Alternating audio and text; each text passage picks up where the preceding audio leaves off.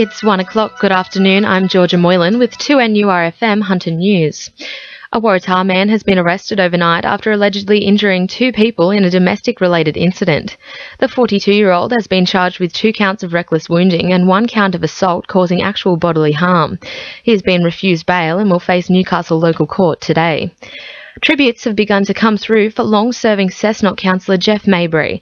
Councillor Maybury, affectionately known as the Mayor of Weston, died at age 71 last night after a battle with cancer.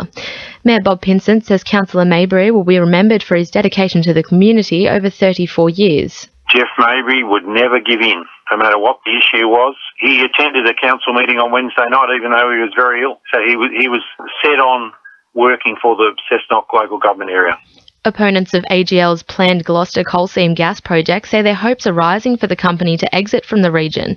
It comes after the cancellation of 2 petroleum exploration licences in the Hunter, which were sold back to the government under a buyback scheme.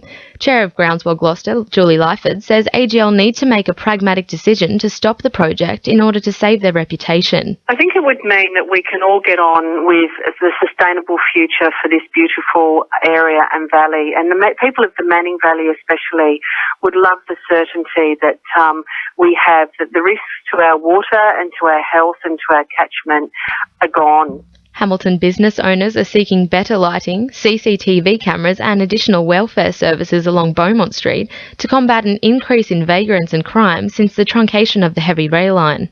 Parliamentary Secretary for the Hunter, Scott McDonald, was in the area yesterday to gauge the issues facing retailers since the suburb became the last stop on 2 major rail lines. He says Hamilton Business Chamber is lobbying to resolve the issues. They took me through it and we had a good look around, and they're trying to be positive. There's equally some very good potential for them with more people coming through the Hamilton area, but they just want to make sure it's up to standard and the government can work with them to get the best out of the changes. A proposal made by the state government to change the mining state environment planning policy could result in the loss of thousands of Hunter jobs. The proposal will remove a critical component designed to protect jobs, leaving many hanging in the balance of the state planning system. Government is expected to unveil a draft amendment today, discarding the controversial provision. There are calls for more eastern Lake Macquarie suburbs to be added to the NBN rollout. A number of extra towns were listed by the government in the region, but Swansea, Caves Beach and several other have been left off the map and will not receive a high-speed broadband in their area. Shortland MP Jill Hall says it's not just on a personal level that residents will be affected by the failure to include their suburbs. Those people that are operating businesses from home, and people have come and spoken to me about this, they're finding it really, really difficult or very expensive because they've got to install Wi-Fi. And in finance, the All Ords is up 87 points at 55.51 and $1 Australian dollar is buying 74.84 US cents. Sport, thanks to our sponsor Warners Bay Sports Club.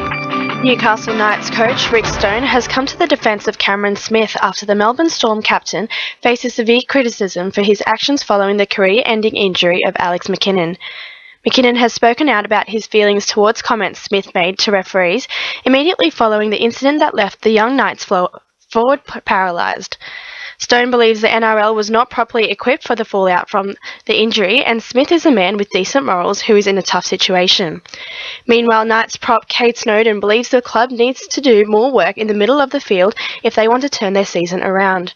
The club will hope to see the return of a number of key players when they meet the Raiders in Canberra on Friday night, including Snowden, who has served a 1-match suspension.